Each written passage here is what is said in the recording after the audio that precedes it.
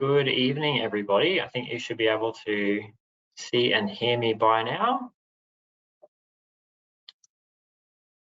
My name is Matthew Savage. I'm the Operations Manager at BCsystems, and I'll be taking us through the webinar this evening. So I'll just give everybody about another 30 seconds to join. And as we go through tonight, I'll be sharing with you a slideshow or a slide deck with the questions and answers. And as per the last webinar, if you've joined before, this will be recorded, and the recording of tonight's webinar will be available to everybody. So it will be distributed by email to all of the committee members of BCsystems. If you're on here and you take hopefully some information that's of use to you, then please feel free to share that with anybody else in your committee or friends and family. It should be a fully sort of transferable set of advice for Queensland strata schemes. It is a Q&A format of webinar today, so I have a bit of a talk about committee responsibilities at the start because this one is aimed specifically at committee members, but then we'll go straight into the Q&A portion. We've had quite a lot of questions come through on the registration forms, so thank you for those questions. I've grouped those into some loose categories so we can sort of stay on a theme as much as possible. But please feel free as we go to ask any additional questions you might have. You should have a question or a chat function in the GoToWebinar interface. So just pop any questions as we go into those spots, and then we'll come through and I'll read them as they come in. I'll answer them if they're relevant to what we're talking about now. Otherwise, we'll deal with any additional questions at the end. So this is very much a you get out of it what you put into it scenario. So the more questions we have, the more interesting it'll be. So I'll get going now. Looks like most of our attendees are nearly in. So for those I haven't spoken to before or met before, as I said, my name is Matt Savage. I'm the head of the Strata team here at BCsystems.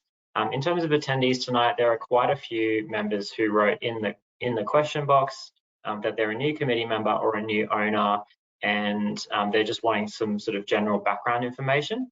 So put those questions in the chat as we go, but it's good to see some fresh faces as well among the returning customers.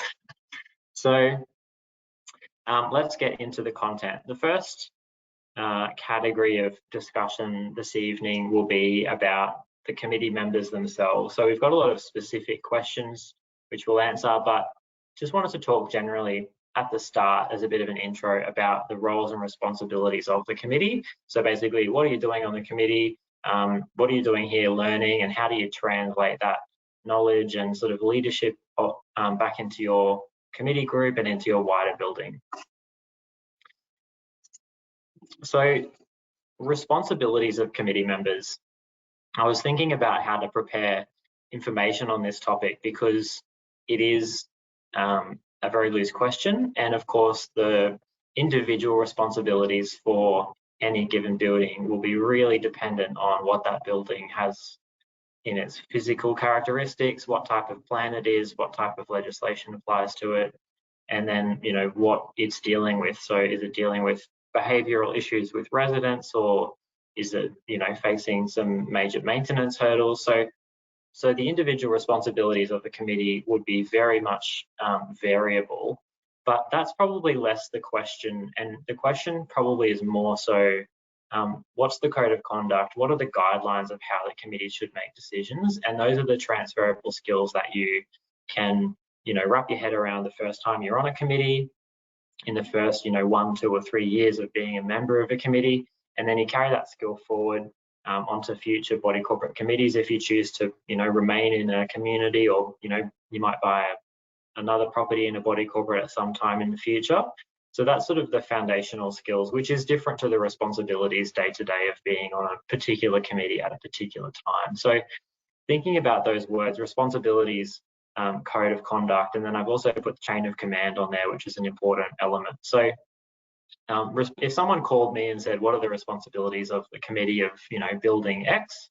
I think that is talking about what's on the to-do list. So the committee members individually have tasks that they are responsible for performing. On the committee, you've got executive roles, so the chairperson, secretary, and treasurer. Those roles are named in the legislation and they are assigned specific tasks and they have to be done at specific times. The other type of committee member is an ordinary committee member, which is a voting committee member position, but it's not an executive member, so it does not have specific to-do list sort of obligations. It's really the opinion and the vote, but it's not in the doing as much.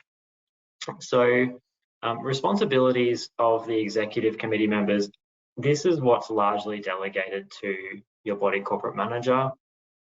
So the chairperson's responsibilities loosely are to chair body corporate meetings and sign documents and interface with the body corporate manager or the building's caretaking service provider if your building has one. So those are the chairperson's obligations. It's quite a short list.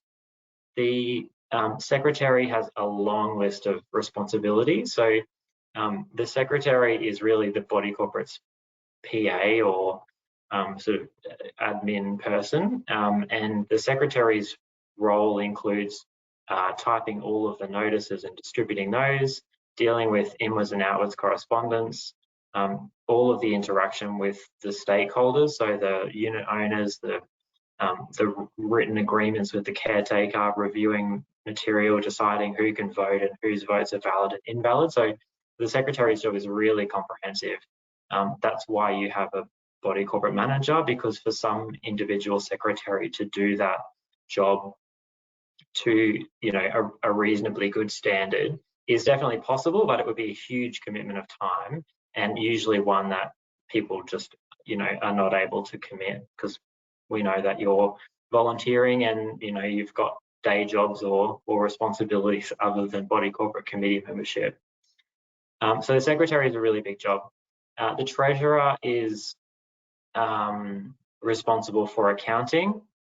So it's less specific in what they need to do, but basically the treasurer's official responsibility is all things relating to the account. So preparing and issuing the levy notices, doing all of the receipting, issuing people with tax statements when they ask for it, maintaining who's on payment plans and who's subject to receiving penalty interest, and all those levy account management functions for all of the owners in the body corporate, and then also making all of the outbound payments to contractors.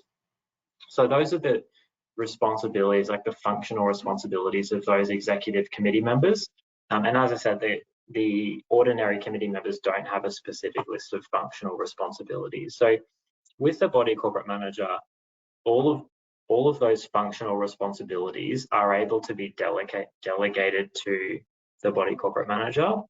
And I can speak about our agreement, not all body corporate management agreements, but our agreement is very much that all of those functions are delegated to us unless you tell us otherwise. So the people on this call won't have been preparing their own levy notices and distributing those.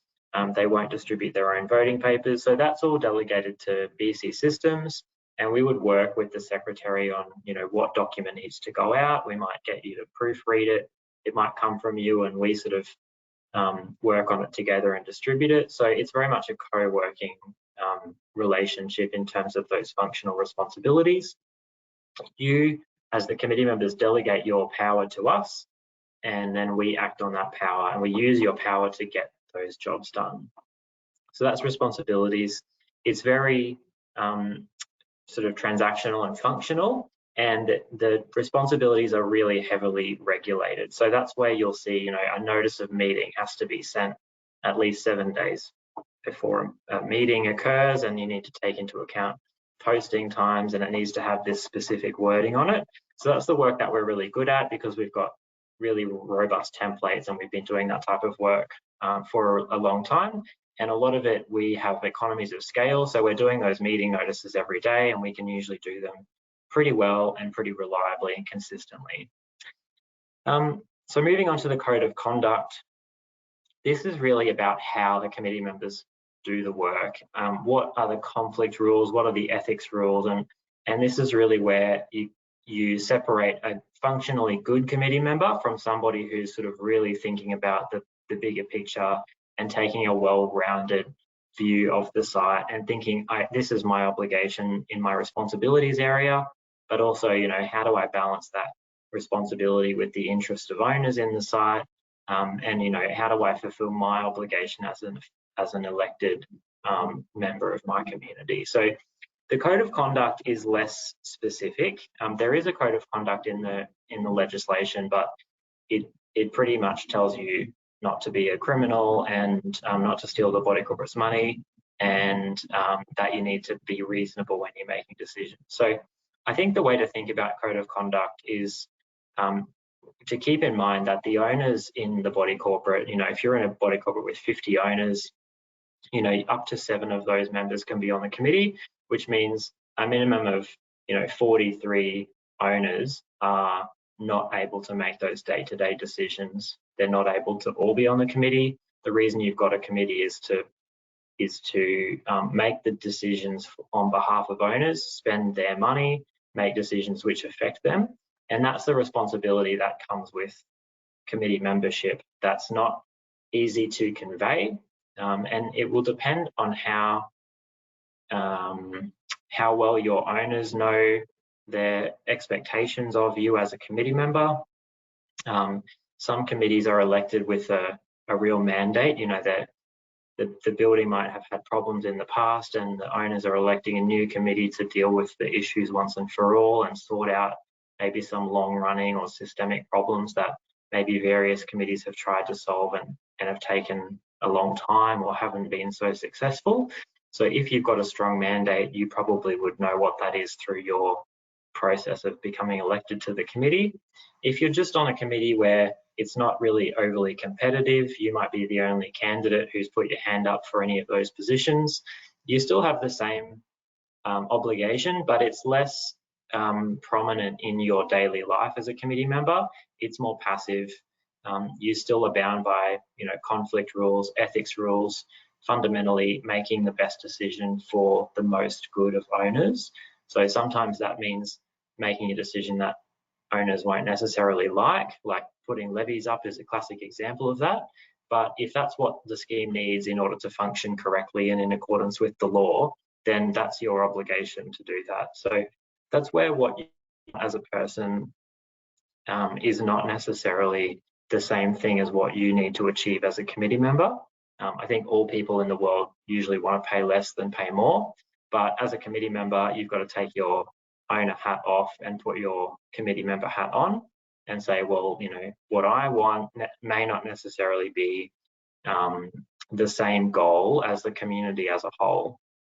So it's almost like, you know, parenting. You can't necessarily always give in to the desire of the child, but you need to do things that are in its long-term best interests, even if that might be a little bit more difficult in the moment. And we've got some resources on this in a written form as well. I know this is a bit of a high-level view, but if you're interested in any of those resources, they are on our website, and we go into a bit of a guide on each of the individual committee member roles and give you some basics and then some best practice, like committees that work really well together. What do they do? What can you borrow from their strategies? Chain of command is another important part of being on a committee. So knowing what your powers and obligations are. So powers and obligations is different to responsibilities. The committee is the executive board of the body corporate. So if you think about the body corporate like a company, the committee is like its board of directors or its CEO. So it is a decision-making role. The committee does have powers. It's important to know what those are and who reports to who in the system. So if you're a new committee member in particular, you need to know whether you're giving the instructions or taking the instructions. A lot of the time, and it is good when people just work together sort of harmoniously. But if you work together with, you know, BCsystems and your caretaker really well and you're constantly, sharing ideas back and forth, it can be possible to forget that those two entities report to you. You're the boss, and ultimately you have quite a lot of say about how the work is done for the body corporate. And that's important because you can't necessarily rely on the body corporate manager and caretaker self-governing, because you're technically giving them their instructions. So that's an area that is good for some focus. If it's a building that doesn't have a caretaking service provider or an on-site manager, you can block that out. It's just the committee and the body corporate manager working together. But if it's got a caretaking service provider, which a lot of our clients do, it's a 3-pillar system, and the 3 people are interrelated, but are not all equals in the chain of command. So some pitfalls now.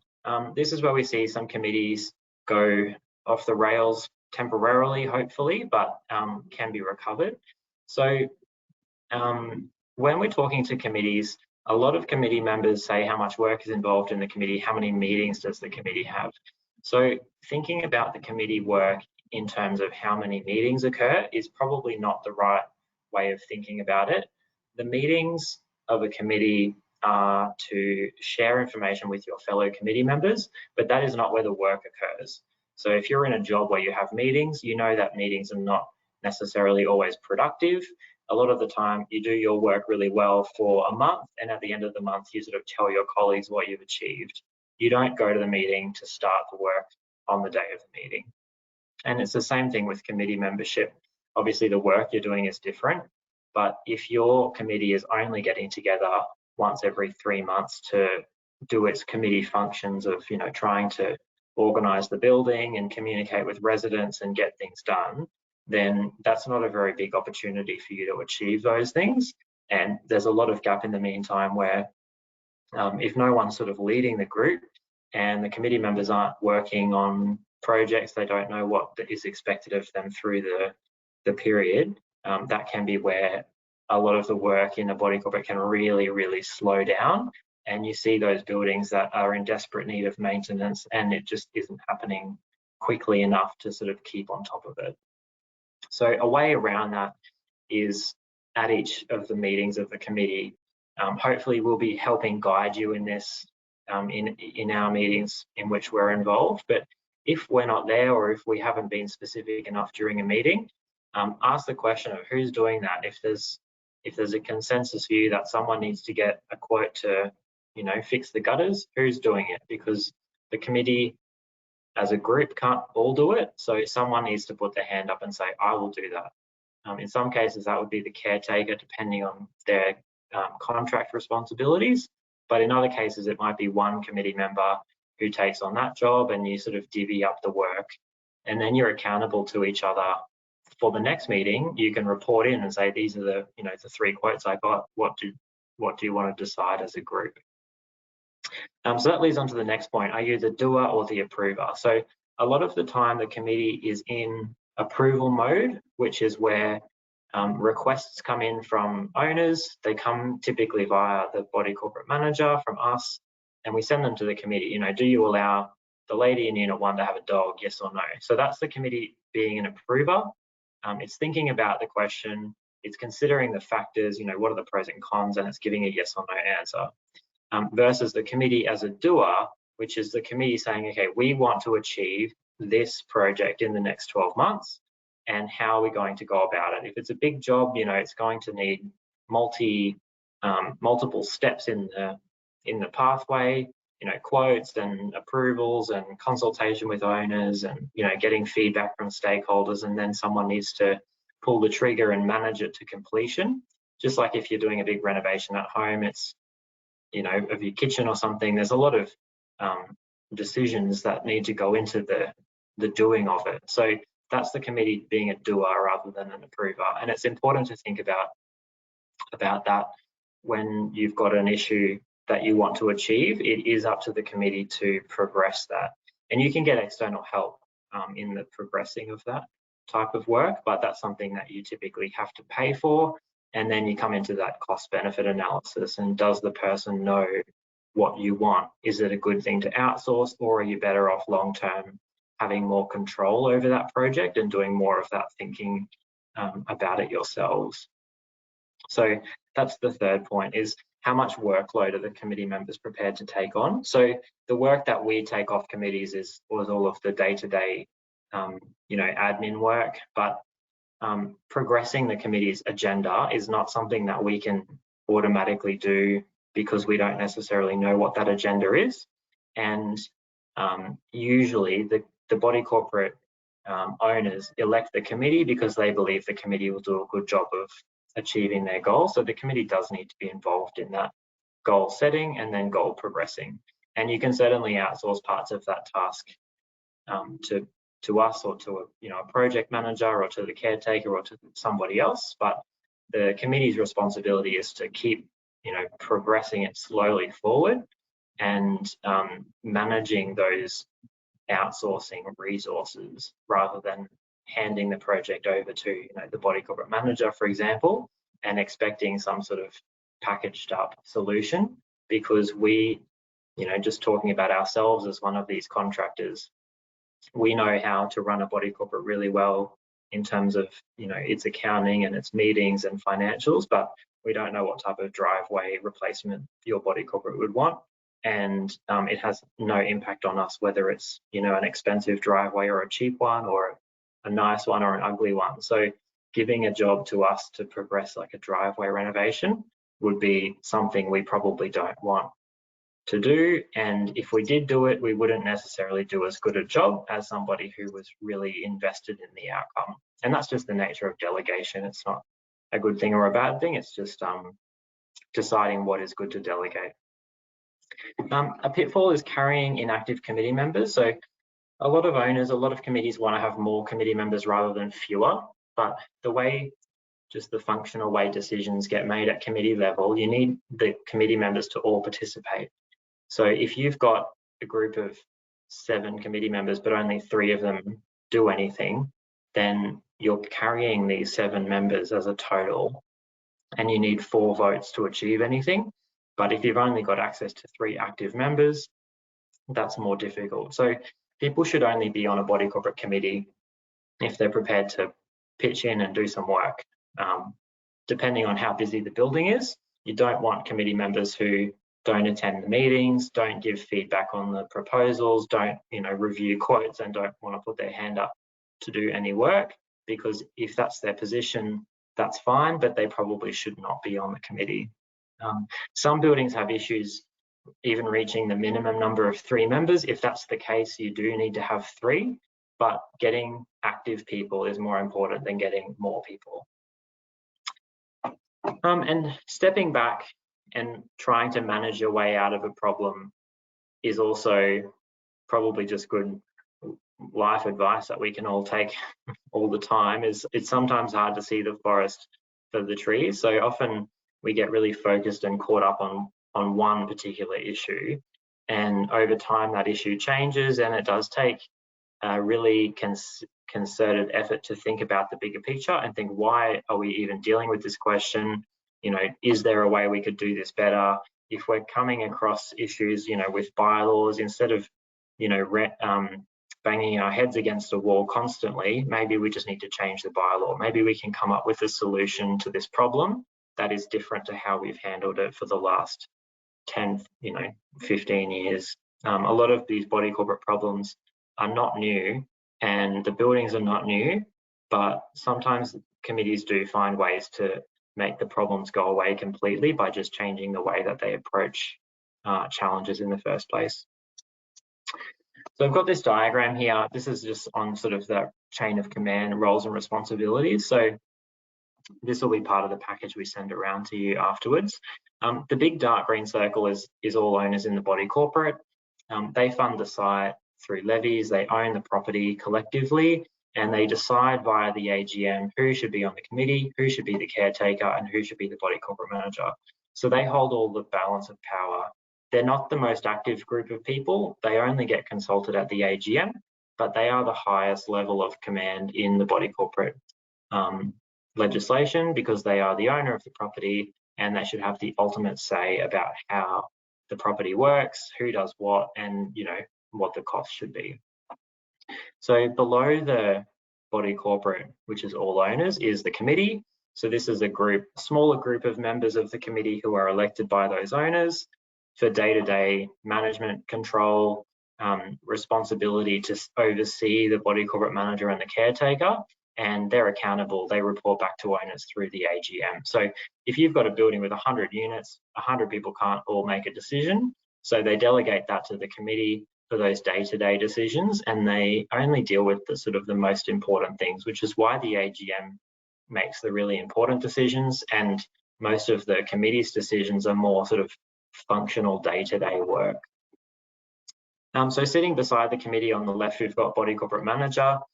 So that's what we do. We provide advice to the committee and advice to the owners in the body corporate, and we do accounting and paperwork and database management. So we do the think about the body corporate as a business. That's how we work with the body corporate. And on the other side, you've got a caretaking service provider. So they do a lot of physical work for the site. Whether they do it personally or subcontracted, it's typically through their agreement. So that's like the mowing, the cleaning, the pool. And they also give advice to the committee about the physical building, maintenance work, repairs, and condition of the place. They maintain and are the site coordinator, like a facilities management type role. And their duties and pay are set by a contract with the body corporate.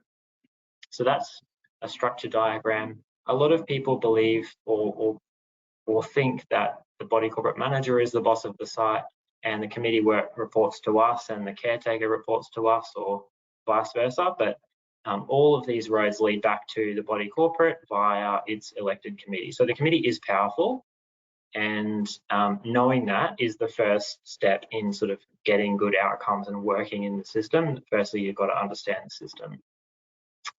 And just to put that into perspective, I've just copied and pasted that slide and changed it to a company example. So if you were thinking about this as a big company, each unit owner is like a shareholder. They benefit broadly by they've bought shares in the first place. They get value, and they get dividends maybe, and they elect the company board and the CEO to do the day-to-day work of managing the company. BCsystems would be like your external accountant who would give advice and help the board run the company, but we're not making the decisions, we're just giving advice. And then the caretaker would be like the operations or the department managers. So they're doing a lot of the daily work. They're reporting into the board or the CEO, but most of the work that actually occurs in the place would be through that operations team. So I hope that might add some value to those, particularly if you're new to the committee, or if your committee has always done things in a certain way with certain stakeholders. It might be time to put something like this on the table at a committee meeting, and potentially you might have a really good grip of this, but you might be dealing with newer committee members who have not been on a body corporate before and want to get involved. It's important to try and harness their energy in the right way so that everybody starts out on the same page, and you can spend all of your time throughout the quarter or the month working on the correct goals. So that's it from me on my presentation about committee membership. We'll go on to some Q&A now. So keep those questions coming in as we go, and I'll get to them after this section. So the first group is questions about the committee. So question here is, what are the legal liabilities of being a volunteer committee member? And a different questioner asked a similar question. So in your experience, have committee members had to use the provision of section 101A of the Act? So that section 101 in the question is about committee members being not legally responsible for the work that they do as a committee member in the body corporate, as long as they are doing that work without negligence and in the best interest of the body corporate. So it protects committee members from being personally sued, for example, if a body corporate makes a bad decision, or something happens in a complex. The body corporate is a legal entity in its own right. So like a company, a body corporate is a thing that you can sue, but that section of the Act protects committee members from being sued personally. The body corporate also should hold office bearers liability insurance. I believe nearly all of our clients do hold it. So if you're on this webinar, you should be reasonably confident you have it. But if you look at an AGM notice, it should have an office bearer's liability. It's usually about $100,000 of cover, and that's to protect committee members and the body corporate committee and the body corporate as an entity if it is sued by somebody who obviously doesn't like something that it did. The body corporate committee members are legally liable for the work that they do, and I think that's important because most committee members are owners in the building. If the body corporate gets sued by, say a contractor or something happens in the complex and the body corporate's on the receiving end of a lawsuit, it will have to pay to defend itself. If it loses the case and has to pay damages to somebody or compensation, that comes from owners' funds.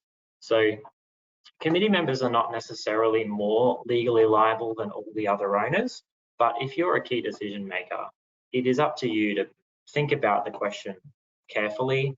Don't do a tick and flick answer. So if you're asked a question, you should think about it and have some thought process around the scale of people you're representing. So if you're in a larger complex, you're making decisions that affect, 20, 30, 50, 100, 200 people. And so there should be an element of thoughtfulness that comes in there.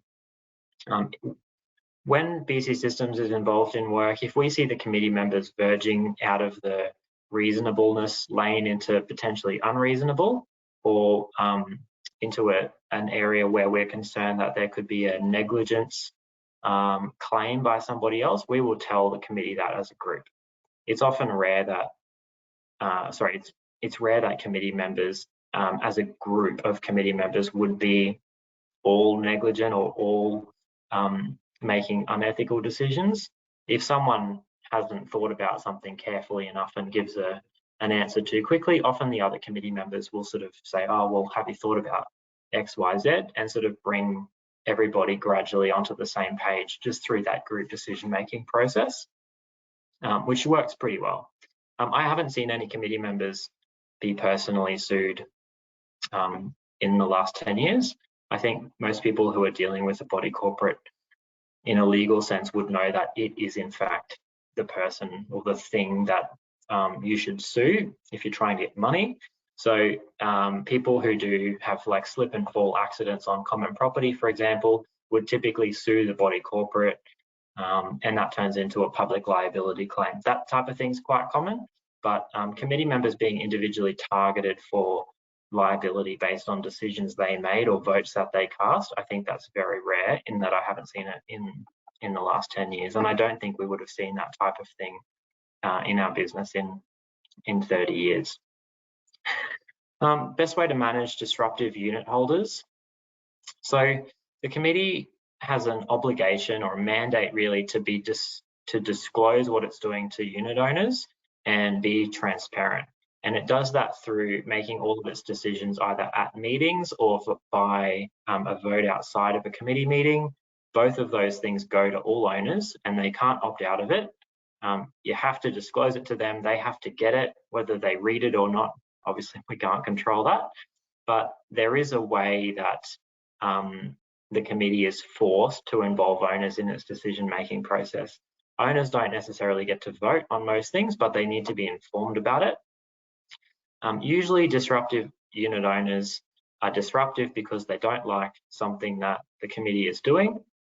Sometimes those people have a point and the committee could adjust its approach, but other times they're just difficult for the sake of being difficult, or they don't like an answer, but it is a correct answer and they're not backing down about it. So probably aside from psychoanalyzing those people, I would say use the process of decision making to your advantage.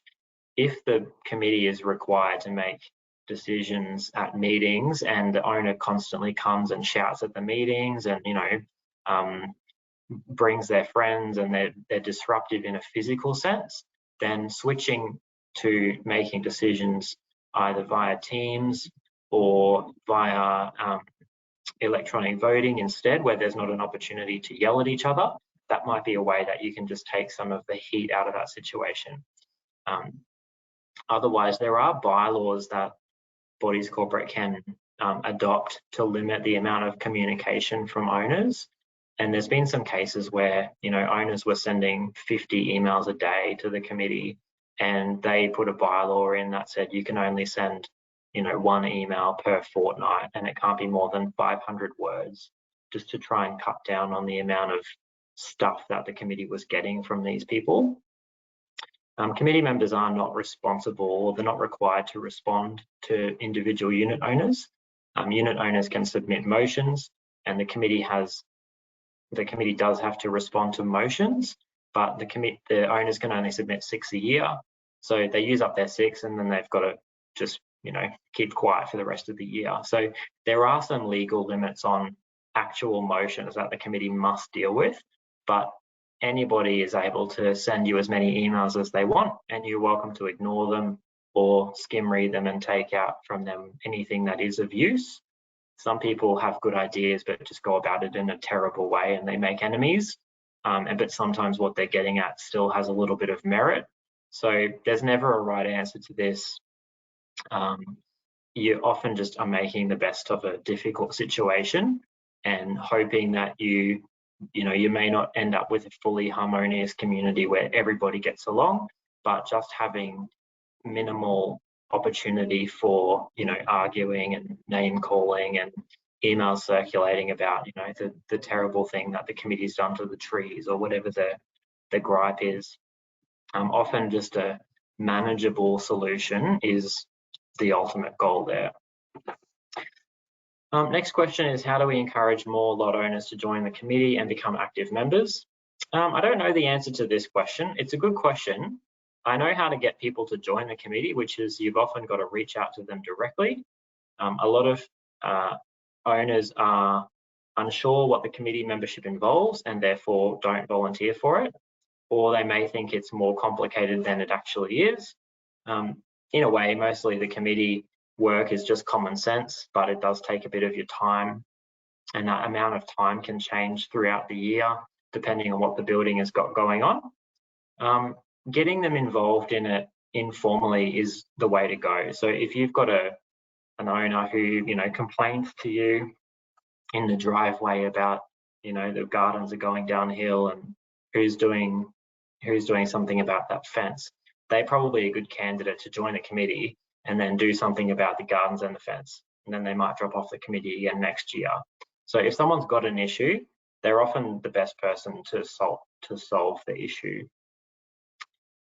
Getting them to be active and work well in a group is a different kettle of fish, and 7/10 of the battle is just getting them there in the first place and having the opportunity to engage with owners about, okay, this is what the committee is doing, these are the limitations, we need to make up the best decision out of option A, B, and C. Let's come up with a group decision on it. So having that discussion is the way to go.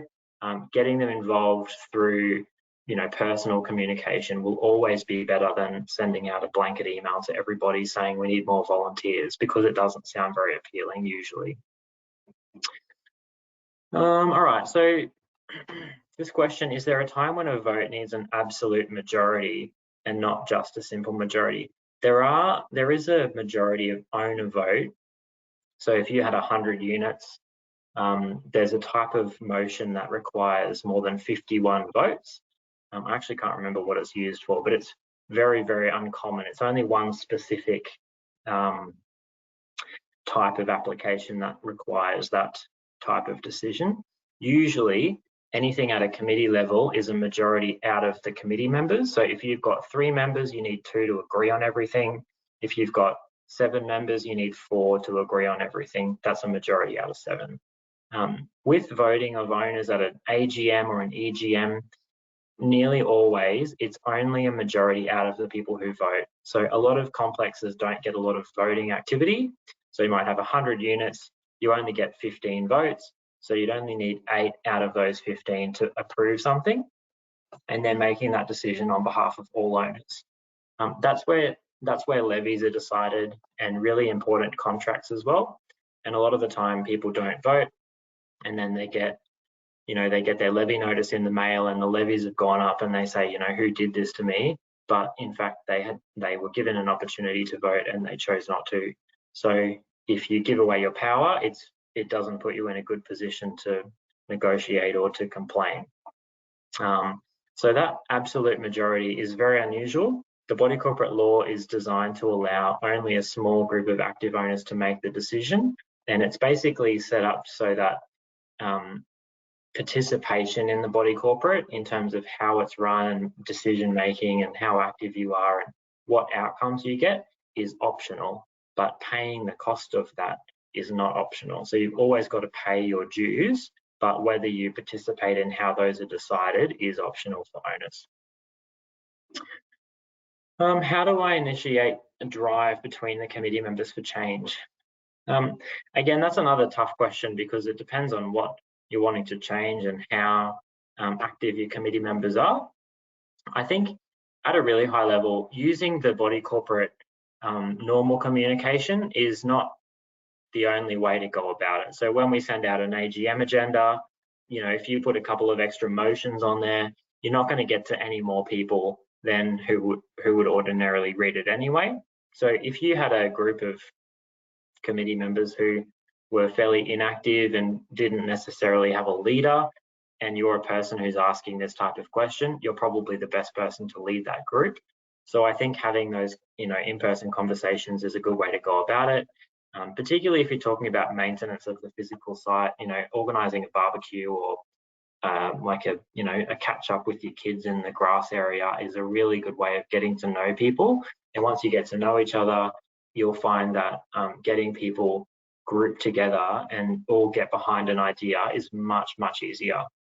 And those are really the most successful communities. It's not necessarily led by the body corporate process, but it's led by having a good general relationship in the community. And then when you've agreed on what you'd like to see happen in the community, then you get the advice from a body corporate manager or somebody else, and you sort of already know what the outcome is that you're seeking. I think most people generally want the same thing. They just don't know how to go about it necessarily, and they don't all have the same level of effort that they're prepared to commit or able to commit. Okay, bylaws. So how effective are bylaws really? Bylaws are very effective when used correctly. So bylaws are pretty much laws. They are, if you think about the body corporate, it's like the smallest form of government. You've got federal government, state government, local councils, and then the body corporate is really the government of your, 50 townhouses or whatever the community looks like. The bylaws do have a legal status. So if someone breaches a bylaw and the body corporate enforces it against them, and the person ignores the body corporate committee, that bylaw breach can end up at the magistrate's court, and they can fine up to about $50,000 to the offending resident. Obviously, whether they do that or not would depend on how serious the bylaw breach is, but that does happen from time to time. And bylaws can have really serious cost consequences as well. So it depends on what type of bylaw we're talking about. If you said how effective is a bylaw that bans pets, I would say that's pretty much not effective at all. I'd give that a 0 out of 10.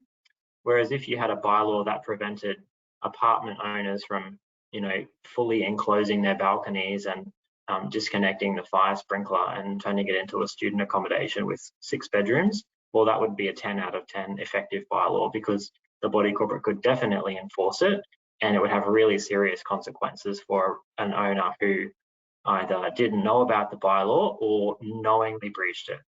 So it's not the fault of the bylaws that often they don't work very well. It's usually a problem of A, people understanding them, or bothering to look at them, and B, having a bunch of rules with really different levels of consequence all sort of blended together. So if I were an owner I'm an owner in a small building, but if I was an owner in a big building, I would be looking for ways to simplify the bylaws.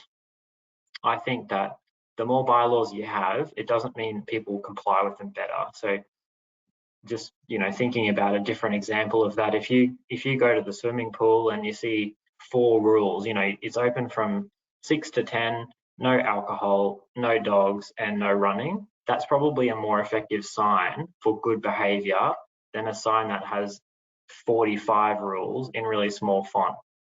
The sign with more rules might be more comprehensive, but is that going to get read? Is it going to have an overall impact on residents that they should just comply with it? So making things simple can be a benefit. Making things overly complicated or overly detailed and sort of persnickety can often be counterproductive, because if people think the bylaws are too overbearing or the committee is enforcing them too vigorously, they may just ignore them completely. If people are ignoring bylaws and then the committee doesn't want to enforce the bylaws, that weakens the bylaws as well. So the bylaws can be really effective when used sparingly and on the most important matters.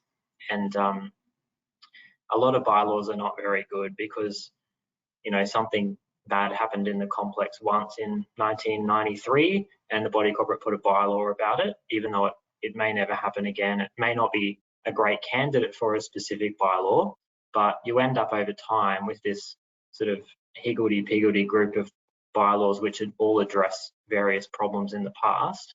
And so one of the exercises a committee can do to make the place run better is to sit down, look at the bylaws and think, well, which one of these do we need? Which ones are protecting us from really substantial issues? And which ones are probably really minor housekeeping issues and probably wouldn't affect our daily lives if the bylaw wasn't there at all. And I've seen a few complexes lately taking away their pet bylaw, for example, because they decided it probably had no actual impact on the quality or the type of pets in the complex. And so they would be better off spending less time improving each pet and more time working on, fixing the roof that's leaking. Next question, what bylaws will be introduced into Strata for electric vehicle charging? I don't want to talk about electric vehicle charging in detail, but there will be no bylaws introduced for this type of thing because each bylaw is custom made for its own community. So buildings can definitely introduce their own electric vehicle charging bylaws if they think that there's a need for a bylaw. Obviously, if you're in an apartment building with shared car parking, it's much more important than if you're in a townhouse community where everybody has their own individual garages and their own power supply and potentially solar panels. So the type of bylaw for those two communities would be totally different. And it would also depend on, how likely it is residents in your community would have electric vehicles and if they've already got some yet or if you haven't had any. So there will be nothing handed down from any like government or anything like that we're anticipating. It will be up to the schemes to self-manage that as a new topic. And that's a good example of something that no bylaws ever dealt with because the technology didn't exist until recently. So trying to apply old bylaws to a new problem is usually not a good idea anyway. And it might be worthwhile thinking as a group about, what are the issues our building would face if we had 3 people bought electric cars tomorrow? Is there a problem at all? Firstly, if there is a problem, how do we put a bylaw in to solve that in a simple way? Can a committee issue a Form 11, which is a breach notice, to only one occupant whilst not issuing to other occupants who are contravening the same bylaw? The answer to that is yes. The committee can issue breaches independently or individually. It does not need to issue breach notices to all offending residents at the same time. But the question I would say there is, why is the committee not doing that? If the committee thinks one person can get away with something and the other person can't, potentially the bylaw is either too strict or not specific enough, and that is an issue that could be resolved. If the reason for the committee issuing to someone and not somebody else is because they're, they're friends with the other person, or it might be a committee member who's breaching the bylaws, that would come across the ethics rules, where committee members need to act fairly and objectively. So if two people are breaching the bylaw in the same way, technically the committee could issue a breach to one and not the other. But if I was the person who received a breach notice, I would probably say, well, I don't think the committee acted reasonably in issuing this to me, because it's letting somebody else get away with the same behaviour at the same time.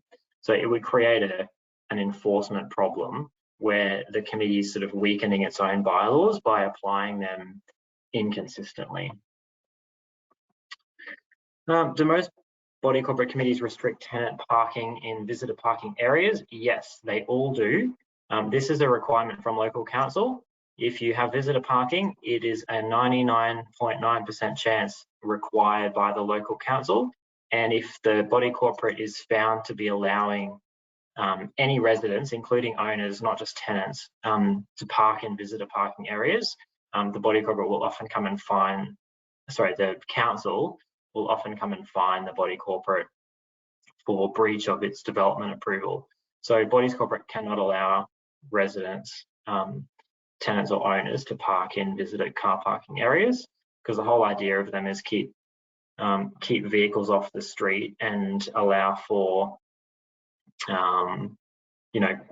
visitors' vehicles to get into the site and not congest the roads and have traffic problems when cars are not at their home address.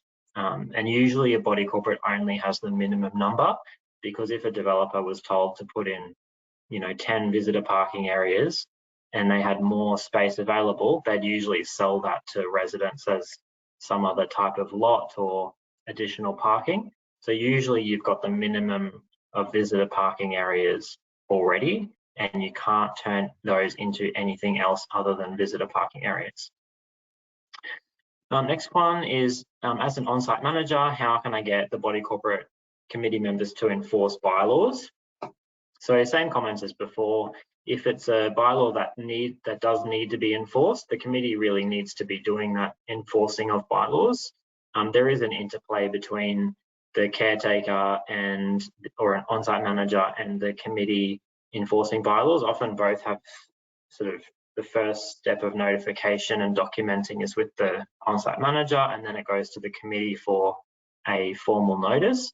But if the committee is refusing to issue bylaw contravention notices, there would be an opportunity for the caretaker to dispute that with the committee, or to put a motion to a general meeting like an AGM or EGM to either change the bylaw, change the committee if it's the committee that's the problem, or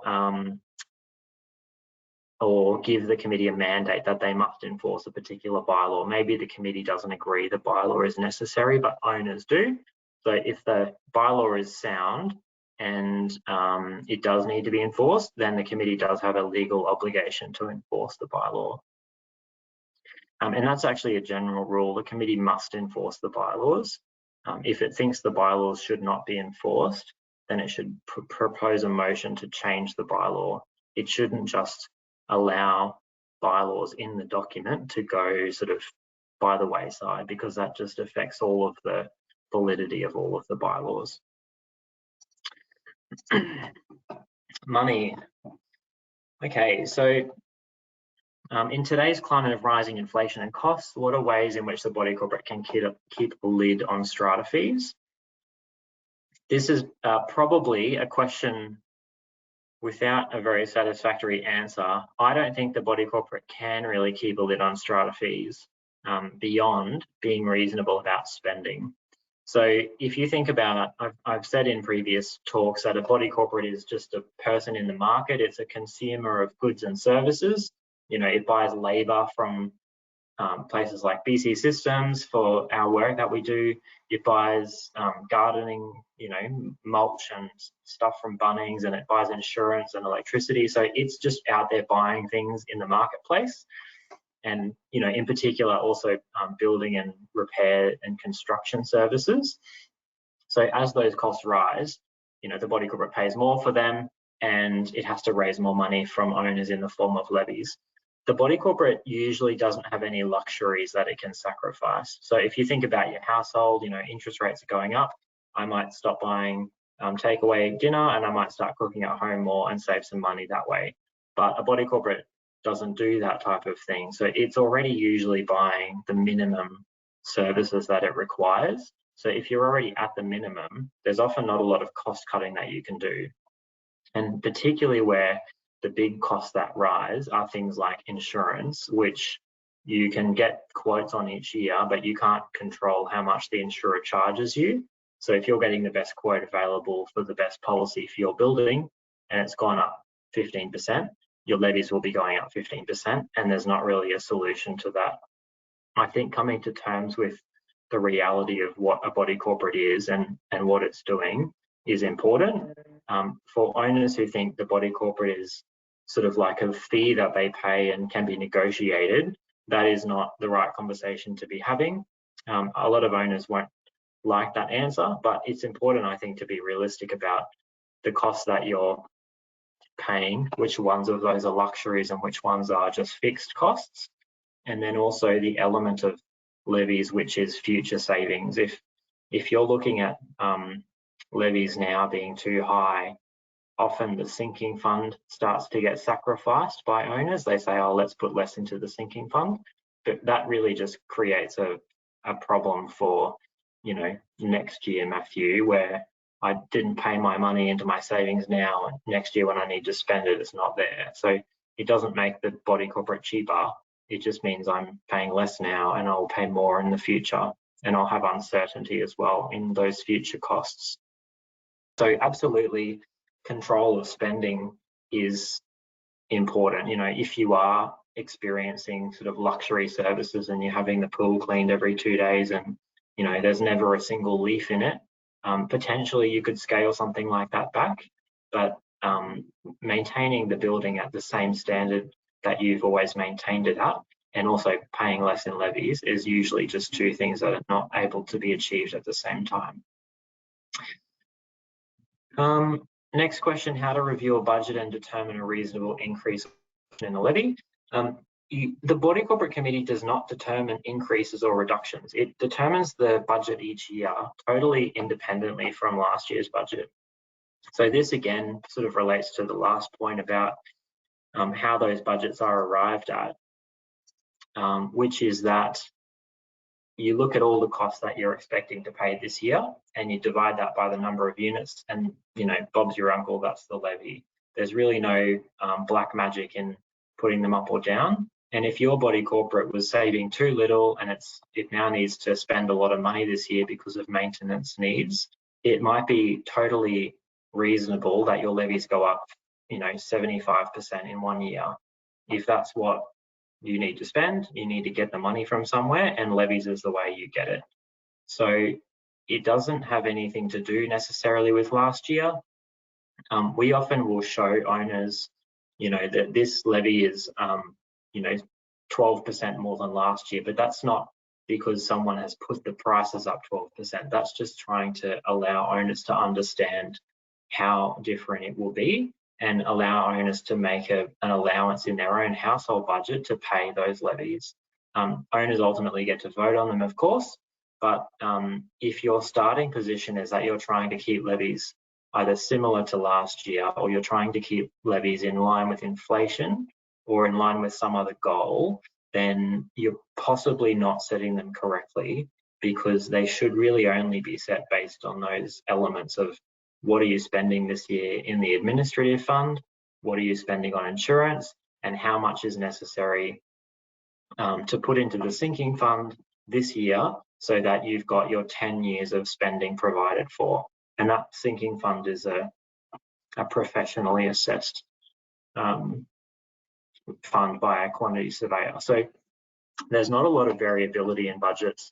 You can decide whether you paint the building this year or next year, of course, but that usually doesn't change how much owners will pay over time. It might change whether they pay it this year or next year, but it doesn't really make them cheaper or more expensive. It can give that illusion, but it's usually not a long-term strategy that pans out with any great success.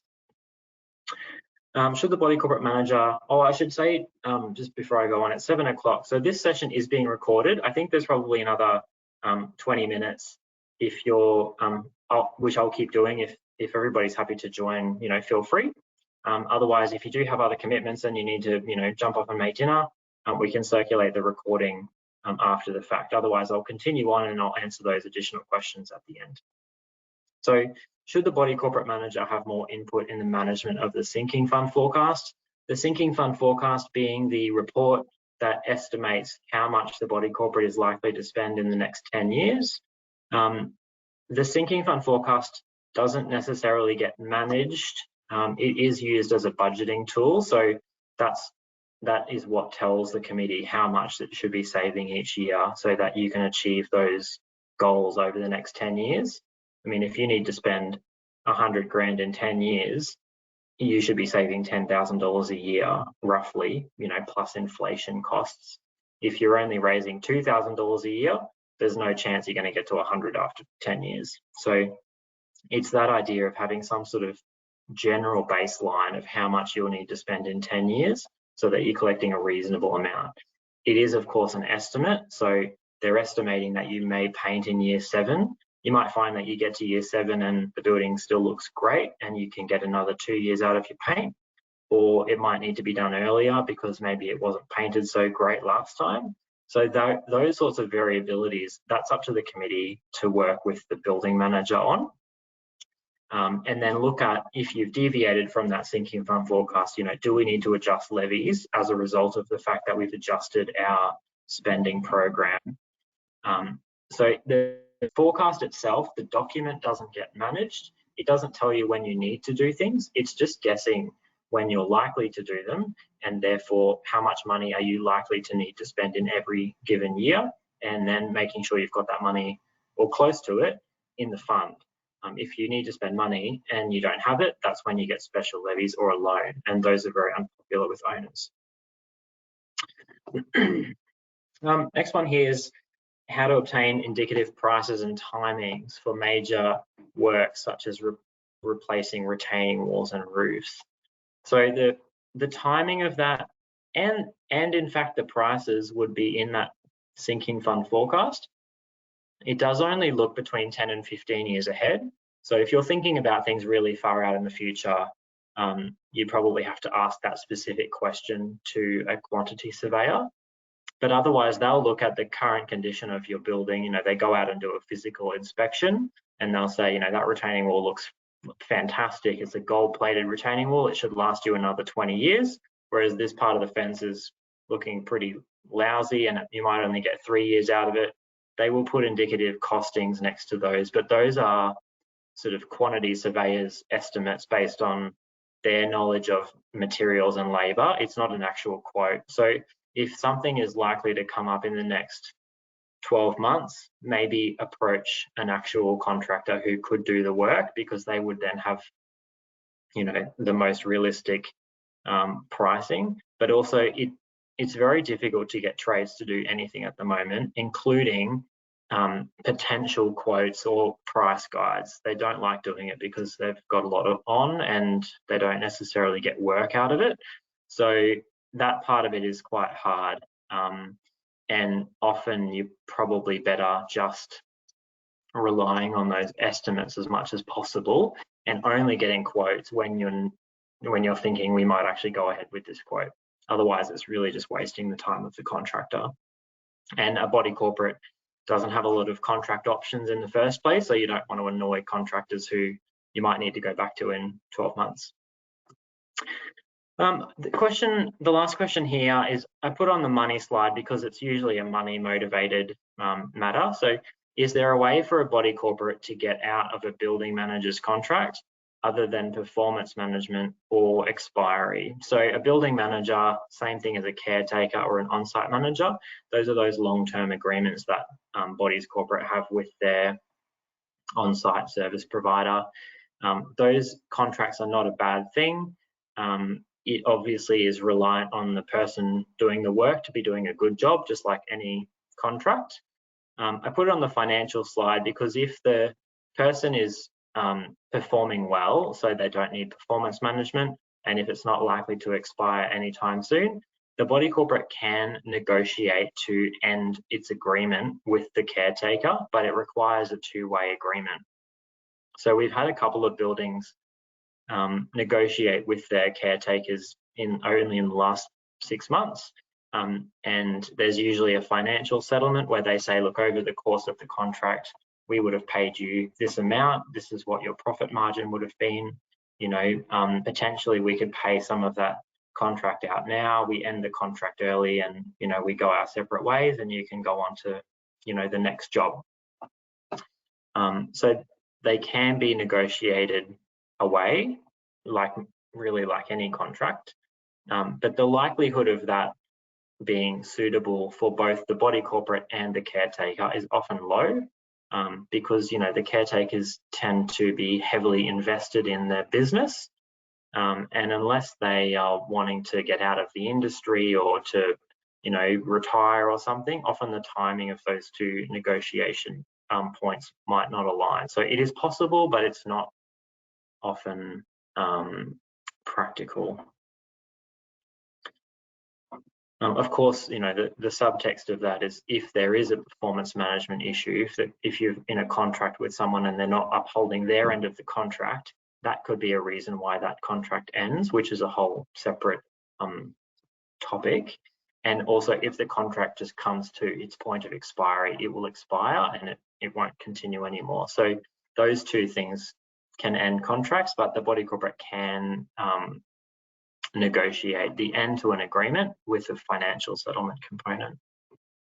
And that's the financial aspect of that is if the body corporate thinks it could get the same services for less money, but it needs to make an upfront investment to end its current agreement, would the owners support paying a special levy now in order to achieve savings over a 5-year payback time? It's the same idea as putting solar panels on. You pay up front, but you get a long-term saving. It's all well and good if you've got the money now to do it. Not everybody's going to have the same view about whether that's a good idea, and that type of thing would need to go to a vote of the owners.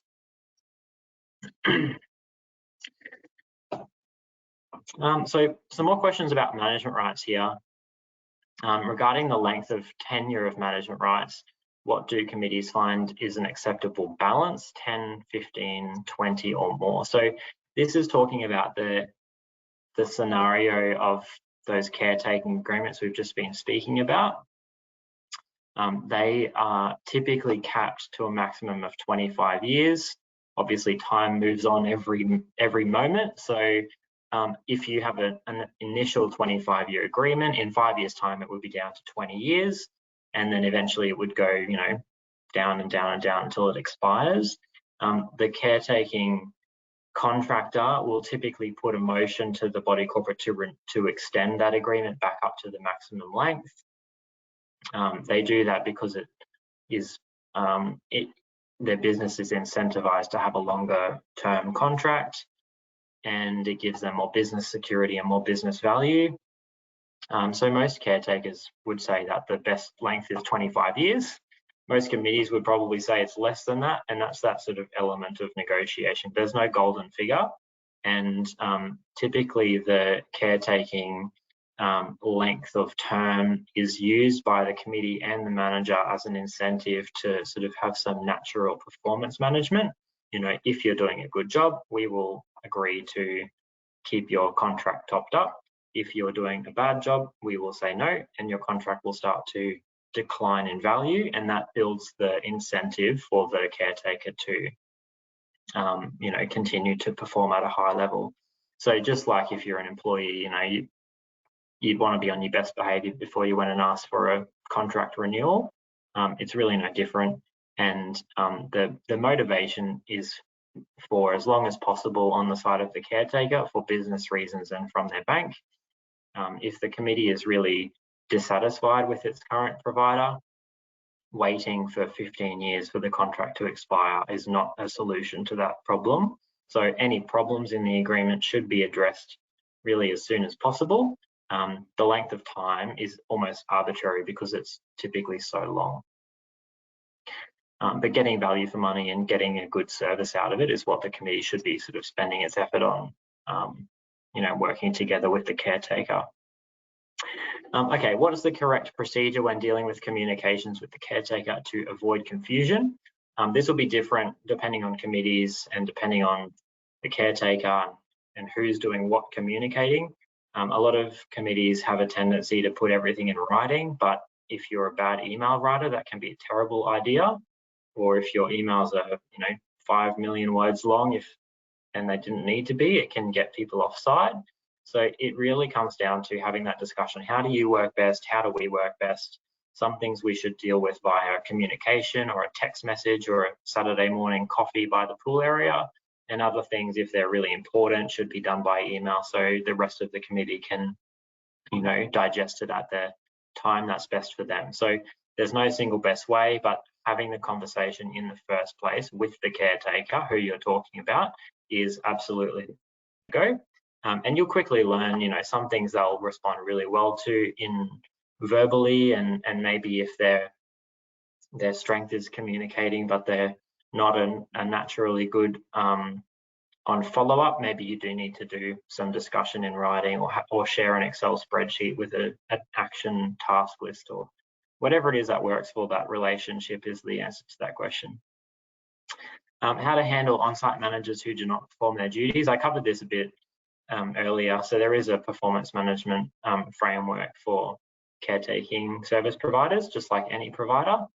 Because it's a longer term contract, it's not a simple matter of, do a job or we'll replace you. It is sort of more like an employee relationship where it's quite a long relationship, and there are some steps, and it's, what I would say is actually quite a fair process. It's probably a slow process, but it's fair to both sides who get a say in, how a difference of opinion is handled. Usually the performance of duties is a difference of opinion, is the underlying issue there. So getting that out and sort of negotiating through it is how that's done. But that person who asked that question should probably speak with their body corporate manager directly, and we can give some specific help on how to do it in your situation. And this question's on the wrong slide, but what's the responsibility of the body corporate when it comes to balconies and repairs? So this sort of is the first question on our maintenance page. Balconies and repairs, it'll depend on who owns the balcony. Body corporate is responsible for repairing the common property in good condition. Most balconies, most of the time, are the owner of the lot's responsibility, because usually if you own the apartment or townhouse, you also own the balcony, and the body corporate would often deal with the balustrade or the railing, because that's usually the boundary between what you own and what is common area. So that's sort of a bit of a very general rule, but as a committee member, you would have access online on our website to your building's plans, and it will depend on where the boundary is as to who's responsible for what part of the balcony. And we do have a fairly, it's as detailed as it can be, given that each plan is different, but it sort of gives some guidelines on our website under the FAQ section about, the principles of maintenance, and you can look at those and apply them to your own plans. And if you can't work that out, give us a ring, because we'll be able to answer that very quickly if it's a specific building and a specific unit number that you provide to us on the phone. Okay, next question here. We'd like to confirm the best way to proceed with maintenance requests and quotes. If your building has this caretaking service provider, usually obtaining maintenance and quotes is their responsibility under their agreement. So if that's the case, have a conversation with that caretaking service provider about that and what you need and what your expectation is for quotes. If that's not the case, if it's a smaller scheme, it doesn't have a caretaker, then this is a job that is on the committee's plate. So we have a service that we do offer to organise maintenance requests and quotes. but it's a paid service. It's not included in part of our agreement. And so the committee should decide, is that a good use of its funds? And is me in the office going to do the job you would expect of, getting 2 reasonably comparable quotes to fix your common area lighting? Like, I may not know anything about it. I don't know where it needs to go or what's broken. So by the time you explain that to me and then I send a contractor out to get a quote for you, that could potentially take a lot of time and therefore cost. And you might be better to call some local trades and get them to come and quote directly. So that's sort of an example of where the committee can think about what it's prepared to take on versus what it's prepared to delegate, knowing that the more you delegate, the higher the cost is for owners at the end of the day. So if your body corporate is facing an issue of rising levies and rising costs and you're looking for luxuries to sacrifice, potentially having a body corporate manager do the ring around to find electricians who are prepared to quote on your job might be something you could do just as good a job at yourself, and we could provide some tradies contact details for free, but the less time we spend on it, the cheaper it is overall. With maintenance and quotes, there's also spending limits, and the committee can only do certain work on the common areas and within limits. So that might be an issue that once you get the quotes, you talk with us again and we tell you, okay, this needs to go to all the owners or just the committee, or so on from there. When do you expect the 75% rule to come into play, and how will it actually work if some owners don't want to sell? So this is something that's had some media attention. The 75% rule is talking about situations in which only one person, or I'll say it the other way, if most owners want to sell the building, say to a developer, and knock it down and build something else, but there's one person who doesn't agree, this is a proposal to change that rule so that you only need 75% of owners to agree to terminate a body corporate development. So it has, it is an existing rule in some other states. I'm not expecting this anytime soon. I think if anything, it would be still a few years away from coming into effect in Queensland. But if we look at other areas where body corporate are similar, usually it has to be a building that is not financially viable to maintain. So if you think about it, a unit that's only worth $400,000, but it needs to be repaired because it's structurally unsound and the repair would cost $300,000, you'd probably say, well, it's actually more effective to destroy that building and start again. That's very different to just wanting to sell to a developer because they've made you a really high offer. So I don't anticipate that the 75% sale rule would be opened up at all unless there was also an issue with the building structure and it becoming very, very expensive to repair that building. Otherwise, the potential rule would start to erode people's confidence that they buy a unit, they can live in that unit and treat it as their home as long as they choose to. So I think that will be really kept front of mind by the government when it proposes any changes. I suspect what you'll see is this sort of economic trigger where it has to be a really bad idea to maintain the building. Just like if you had a car that had, the engine exploded and the car was worth $1,000 and the engine cost $3,000, well, you wouldn't repair it, you'd just buy a new car. That's sort of common sense. That rule does not currently exist in body corporate. The body corporate is required to maintain buildings, no matter what the cost, forever, unless everybody agrees to sell it. But that's where that 75% rule may come into effect. Okay, as a body corporate committee, how do we ensure that individual units are compliant in terms of smoke detectors and old wiring to minimise risk? So the body corporate generally does not have a responsibility to make the units comply with the new smoke alarm legislation in Queensland that requires interconnecting smoke alarms in all the bedrooms and in all the other living areas. Slightly different for high-rise buildings, but in townhouse complexes, usually it's up to each owner. In high-rise buildings, the body corporate may have more of a level of control in getting that done. I think ultimately we're still in that sort of rollout time frame. So what I will expect to see in the future is insurers starting to write to the body corporate asking for a declaration that all of the units have complied with the new smoke alarm legislation, because it had a staggered introduction date and it depended on whether it was a rental or an owner occupier. The rentals had to be done already, so that all rental properties in Queensland should already be compliant. So it's mostly the owner occupier ones. I think practically it'll be led by the insurers who, once it is fully in place as a requirement for everybody, I think they'll start to ask for evidence. The body corporate can then use that to say to owners, look, if you don't have evidence that you've complied with it, we will come in and you know, make you comply with it and charge you for the cost. There's probably a way to do that, but not yet, because as far as I'm aware, that rollout has not fully completed yet. And I don't believe any insurers have started asking that question. But ultimately, the obligation for that is on the unit owner, not on the body corporate, because it's their own property.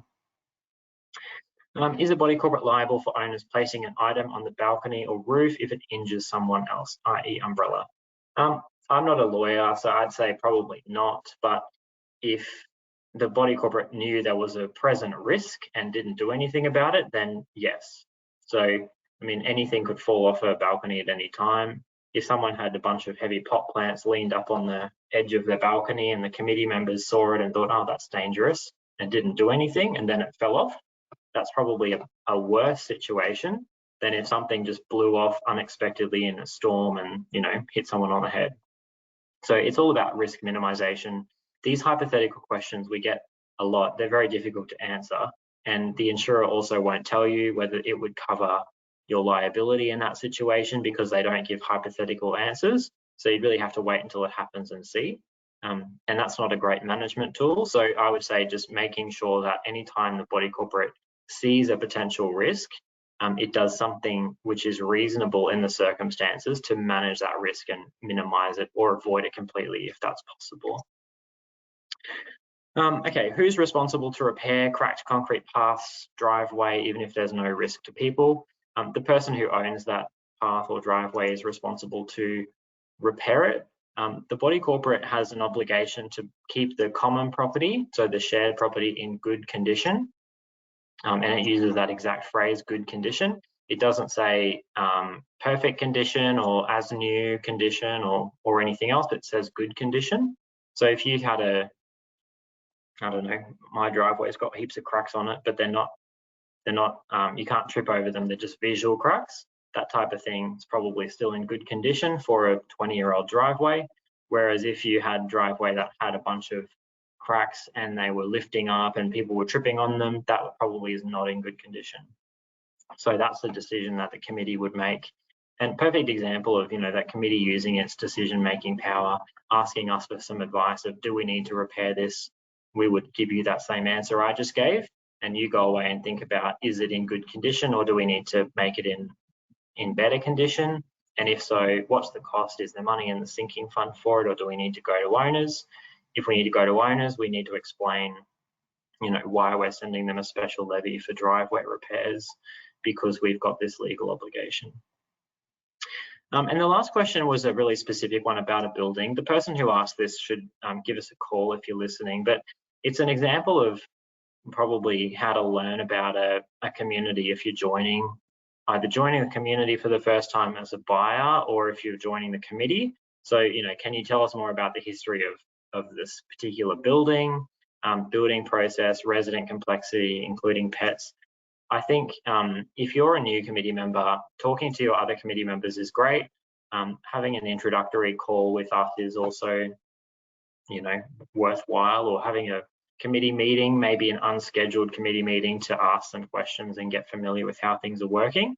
It's very difficult to train people on the history of a building, because often we don't know the whole history. We only know the history from our perspective, which is, you know, the financials and the admin, but we don't necessarily know all of the stuff that happens on a daily basis on the site. and we don't necessarily know what the committee members' individual views or personalities are like, or how they'd work together well. So having that sort of introductory knowledge sharing is really good. Otherwise, if you've got specific questions, committee members have a right to search the body corporate records for free. So owners have to pay a small fee under the law, which is like $17, but committee members get it for free. So if you ever wanted to just browse on, what your building's been up to, if you're a new committee member, if you contact us, you can come into the office and go through the emails and files and look for certain things if you've got a topic of interest. Otherwise, we can give you our sort of 10-minute overview as best as we can, but we may not necessarily share the same opinion on all these matters as your committee members do. So those are our pre-questioned questions. I'll go through some of these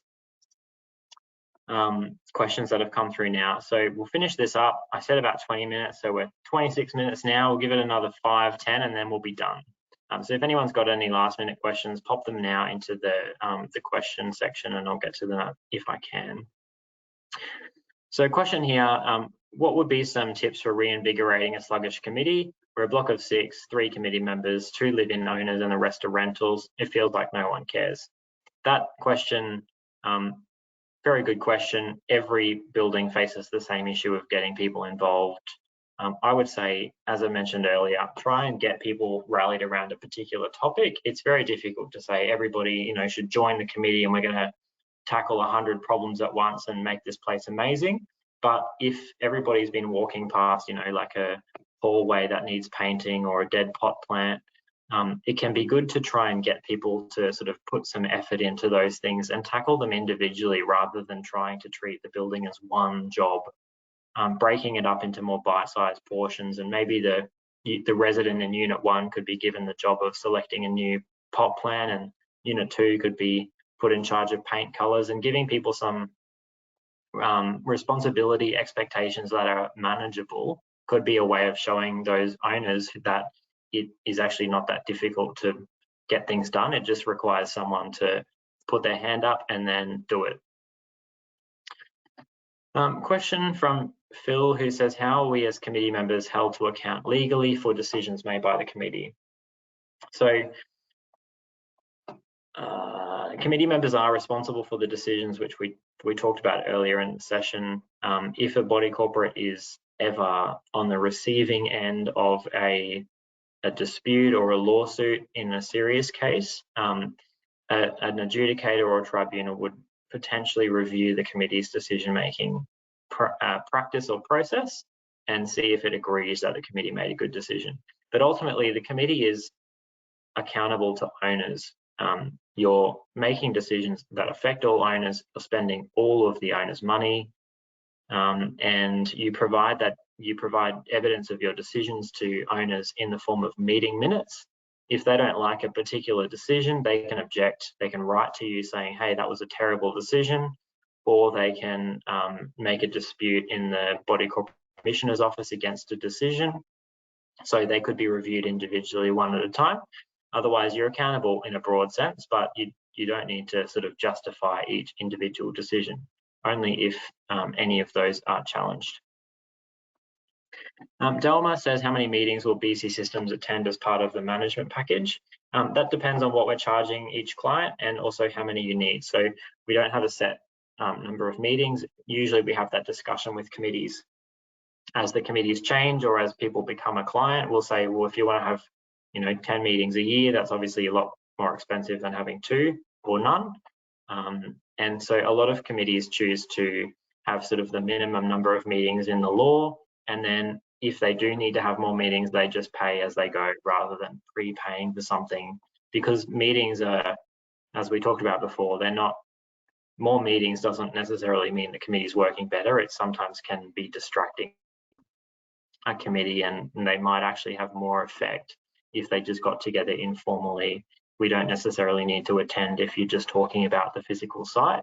And you might then have, you'd come up with your consensus view on something in a cheap way because we're not there, and then you run it past us, and that can be a lot cheaper, more cost effective than having us sit in the room while you're all talking about, paint colors or garden design. So a lot of the time, if you're treating us like a standby resource like that, it's fine. We're happy to do it and go and sit at meetings, but it may not be the best use of your funds. And so we try and give you advice to help you get the best value for money out of our advice. Okay, what is the status of Queensland legislation regarding pets? Can a committee say no to pets residing in a building? Can an owner say no to pets residing in their property?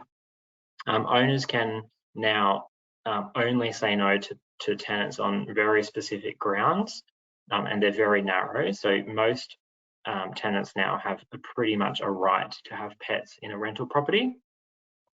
And a body corporate, same sort of restriction. The body corporate can only say no if they have very, very good reasons.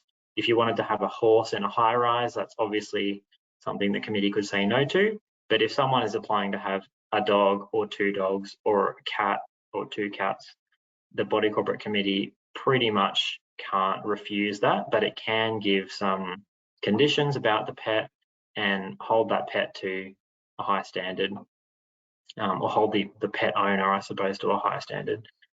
A lot of committees are also looking at taking the pet bylaw away because of these changes to the law. And an example I give sometimes, which is a bit silly, but is also a good thought experiment, is that committees can't approve children or residents in a complex. They cause just as many complaints and problems as pets, probably more. And it's something that is just a right of owners. So the committee can regulate the conduct of the person. It can say, hey, you know, your kids can't be in the pool unattended, and they can't throw rocks at cars, and they can't, you know, ride scooters on the road, but it can't decide yes or no to whether you can have a child living in your apartment. So pets, you might end up with a similar outcome where pets are all right, but they just have to be well behaved and not cause a nuisance. Okay, this person says we've got 37 car parks and they're all designated visitor car parks. This is probably relating to that earlier question. Some schemes do have some pretty unusual car parking arrangements. 37 visitor car parks is a lot. I would say that committee may want to have a look back at its original development application. If the body corporate can make a reasonably good case that the development application, or the development approval, I should say, should be amended, it can make an application to council. So this particular committee member could go to the council, supported by the committee, and say, look, originally you said we need to have 37 visitor spaces. If we use them for visitors, that's too many, and residents would have to park on the street. It would cause congestion. We want to convert, you know, 20 of these to resident parking and leave 17 visitors, or whatever. So if you've got a bylaw that says visitor parking must be used for visitors, you should not just allow that bylaw to continue in sort of like an unspoken stage of breach, because it means when people start to actually breach bylaws, they will be able to say, hey, but you have not enforced this bylaw for the last 20 years. Why are you starting now against me? Are you bullying me? That's sort of the problem that gets created in those situations. How do body corporates effectively enforce visitor parking? With great difficulty. So there is a proposal to allow bodies corporate to tow in Queensland. It does not exist in the law yet. Bodies corporate have to use the bylaw contravention, or the bylaw breach process against residents parking and visitor parking. There's plenty of resources about this online, because it's probably one of the most common questions that body corporate managers and lawyers get asked, and there's no easy solution, so it's an uphill battle constantly, but it is looking like the government's responding slowly by allowing or potentially allowing bodies corporate to tow in a draft change to the legislation. But if and when that does become law, you will definitely hear about it from, you know, every man and his dog will put it in the newsletter, so you won't miss it if it becomes an option. Okay, in regards to the building manager's contract, with CPI, the wage has now increased far in excess of the duties. It is an escalating expense over and above what could be achieved by engaging a cleaner and gardener for the hours required. How do we get out of the contract? That's an example of when that contract may have been satisfactory for both parties at some stage, but may not be anymore for the body corporate.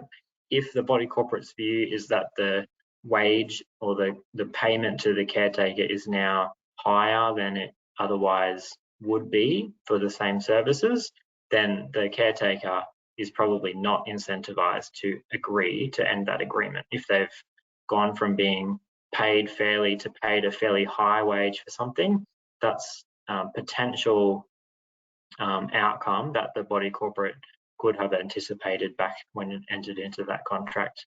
Then it could potentially negotiate with the manager about, you know, we'll maybe extend the term by 5 years if you put a cap on your CPI increase for a certain percentage. So there are ways you can negotiate within the contract.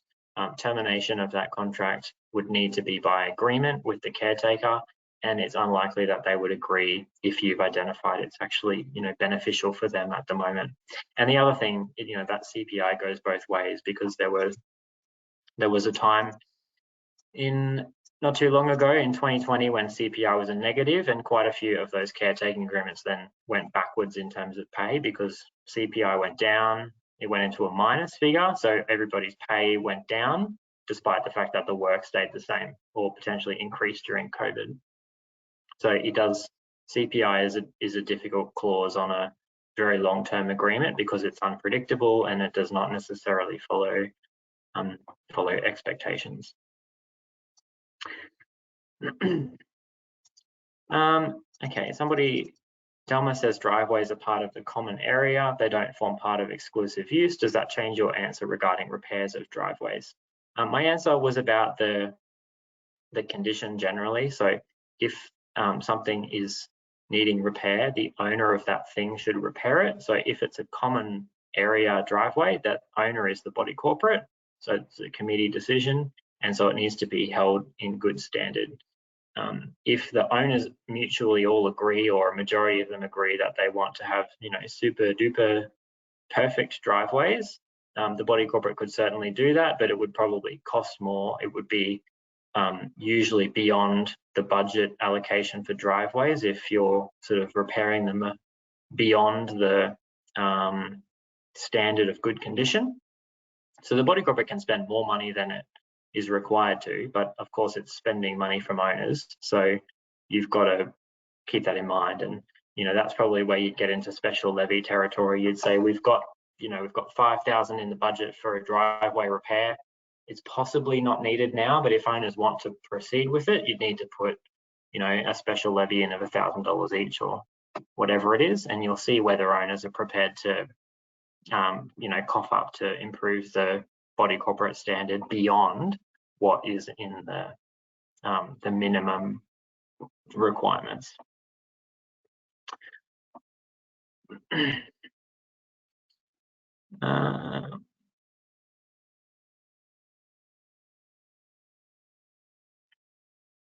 Got a question here saying the car parking rules are a clear case, so a new hand-delivered notice to all residents might be the way forward.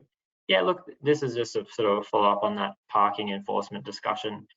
I mentioned bylaws should be simple. I use that example of a sign. If you try and put 40 rules on a sign, people won't read it. Like I've been to my local Westfield 500 times. I've never once stopped and read the terms of entry on the car park sign because I'd be there all day. But if it had 3 lines, I probably would have read it and I probably would be able to tell you what it says. So sometimes less information can be more impactful than more information. If you've got an issue like parking, giving people throwing the rule book at them, 30 pages of bylaws probably is not going to do anything. Giving them a simple, clear message and written in a clear way, and maybe highlighting the consequences of their behaviour is often more impactful. And that's another point I'm making here, is that bylaws also don't tell you why, they just say the rule. So often people don't understand what the problem is, and they think, oh well, I don't agree that I should not need to park in the visitor parking, so I'll do it anyway. Whereas if you say to them, look, the council fine for misuse of visitor parking is $5,000 per complaint, and you know, other residents have already threatened complaining to council about it, that might be a good reason for that resident to start complying with the bylaws. So communicating in a way that sort of targets the behaviour is clear and decisive and simple is usually a good way of treating it. All right, there is another question here which is specific to caretaker not living on site and breaching their contract. So this is, I'm not going to answer that in detail right now, but that would be, an example of a potential breach of an agreement, and that's something the committee has the legal authority to address. So the committee is if I flick back to our slide about responsibilities, the committee is the boss of the caretaking contract. It gives the caretaker their instructions, and obviously within the boundaries of the contract. But day to day, if the committee identifies an issue that needs to be addressed, it should communicate with the caretaker first. If that doesn't work, then the committee has some powers to issue a notice to the caretaker saying, hey, we think you might be in breach of your contract. Here is why. It's basically the same as a bylaw breach, but it's a caretaker breach, and you give it to the caretaker. And they can give it to the committee as well. So if there's, sometimes if both of you are doing, slightly the wrong thing, a pretty frank discussion can be better than issuing each other with notices. So it really depends on the context, what the relationship's like, and whether it's a lack of understanding of the agreement or an active contravention of it. That will depend on how the committee approaches that. And that's where I think, some of these things like changing the pet bylaw or thinking about maintenance in a different way, if you can free up some time and spend less time on that stuff and more time on these sort of harder questions, you'll probably find overall your outcomes are better, and it takes maybe a little bit less effort overall. All right, so look, that's the end of our questions without notice. I hope I've given reasonably good answers to most of those. If you wanted to follow up with me on any of these points, feel free to give me a call in the office or get in touch with your Strata manager here at BCsystems. They will also know the answer to all these questions and probably will give you a more comprehensive answer than I can, because they'll know your individual committee and know your building. It's got, in its bank account and what it's been up to lately. So feel free to reach out to the team if you need to. You'll get a link to the video after the session. So we'll also usually chop it up into smaller bite-sized sections. If you think this may be of use to others on your committee, please, feel free to share it. And otherwise, we'll see you at the next session. So thank you very much for joining, and enjoy your evening.